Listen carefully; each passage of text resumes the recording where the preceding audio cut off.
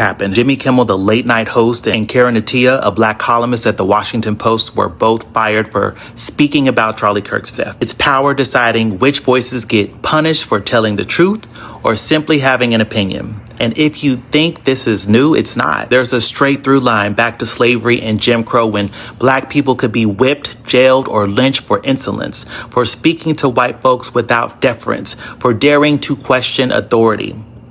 Under those codes, speech itself was criminalized to protect white power. Today, the language has changed, but the pattern is still the same. Trump and his MAGA allies threaten the FCC, and suddenly critics like Kimmel are silenced. A black journalist like Attiah calls America to account, and suddenly she's fired. The message is clear.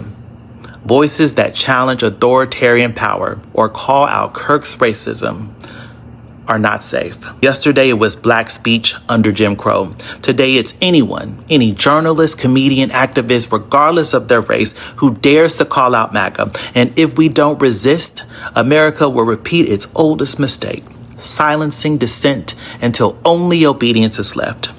Y'all stay strategic and stay woke. Hi guys, I believe all of you are doing well and fine today.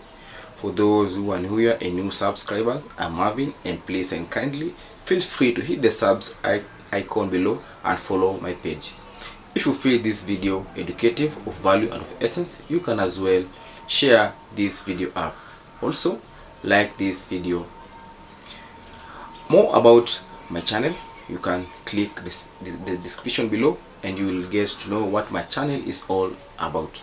Our focus today will be on Black America and Charlie Kirk's death.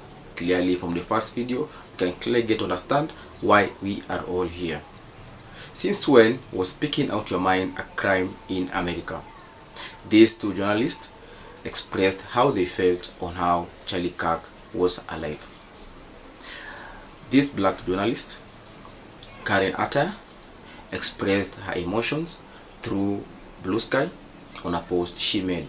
She made a post clearly from quotes Charlie Kirk used when he was alive. Now, it has come to haunt her, and she lost her job because of a post, only of a post. So sad. Let's watch the following videos I've compiled for you people, and we'll come back at the end and discuss the subject matter, because this war is only started and it's only the beginning, because you will be jailed because of your silence. You should speak up. You should promote freedom of speech, because you should express how you feel within yourself. Trump is a dictator from these videos, because he wants Charlie Kirk to be given the honor of a prominent leader in the United States of America. Let's watch the following videos. Washington Post just fired their last full-time black opinion writer, Karen Attiah, for a post she made on Blue Sky directly quoting Charlie Kirk. Okay, the tweet or the post said, in quotes, "Black women do not have the brain processing power to be taken seriously. You have to go steal a white person's slut, Charlie Kirk." Okay, that's all she wrote, and then she got promptly fired, hastily fired by the Washington Post, which is disgusting. What sense of journalism do we have if you get fired for quoting somebody? That is not an opinion. That's a quote from Charlie Kirk. It is an opinion from Charlie Kirk, but it's not opinion from the author. Okay, I hope that she gets a lawyer and sues. And that's crazy, because the Washington Post's little tagline was, "Democracy dies in darkness," and that's what they're doing. And all I know is that Katharine Graham, who led this newspaper during the Watergate scandal, would be ashamed of what the Washington Post is doing. Karen Attiah getting fired from the Washington Post is a tale as old as time, right? We've seen this with Jemele Hill. We've seen this with Joy Ann Reid, right? And not necessarily the same exact situations, but within the same realm and within the same world as to why that they no longer had a job.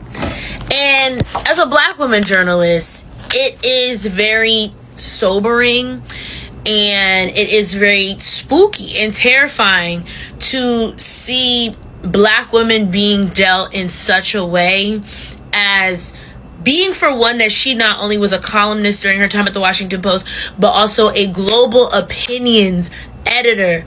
Let me say that again. A global opinion editor, quite literally hired to express her opinion as a journalist.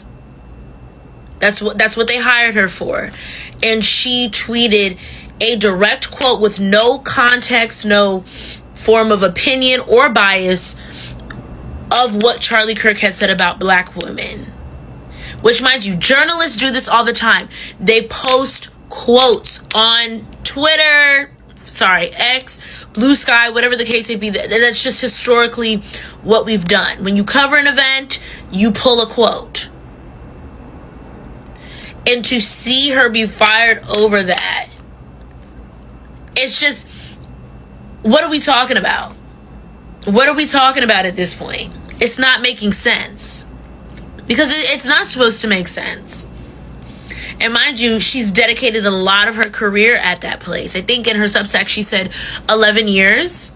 A decorated, awarded journalist. 11 years at the Post. And they couldn't even give her a real conversation as to why that they fired her. Woo! If that shit don't wake you up, have you shaking in your boots, I don't know what the fuck does. It's scary out here, y'all. It's scary out here, y'all. And I just want to be very clear. It might start today with a black woman, but tomorrow it's everybody else. So, wake up. Wake up. There's the question I asked at the beginning. Since when was speaking or freedom of speech a crime in America? Why would someone lose a job only because she made a post or he made a post on social media expressing how he felt on someone's death? Charlie Kirk, we all know, used to talk badly about the black American people. He was a racist person. This black author clearly is safeguarding the policies of American people, not only the black American people, but Charlie Kirk attacked both races, both the white people and the black people, but majority he focused on attacking the black American people. That's why I support and I stand with this black journalist, Karen Attaya of Washington Post. Washington Post also should look for ways in which they can compensate, and they need to give this black lady her job back because she didn't deserve such kind of firing. Her job, her family also need to be looked into consideration. Trump also needs to give Americans freedom of speech, regardless of how they express their feelings. This lady from a tweet, this was not an oppressive tweet. It was a tweet on how Charlie Kirk used when he was alive. A quote Charlie Kirk mostly used when he was alive. Now it is eating up the American people. What do you think about this episode? Is freedom of speech under attack in America? What do you think is going to happen to these two journalists? Will they get compensation? Do you support these firms firing these two journalists? I would like to know your opinion on the comment section below, and I will humbly respond to you people. Don't forget to like, subscribe and share, and I will humbly respond to you people. See you on the next episode, and thank you for watching. Goodbye.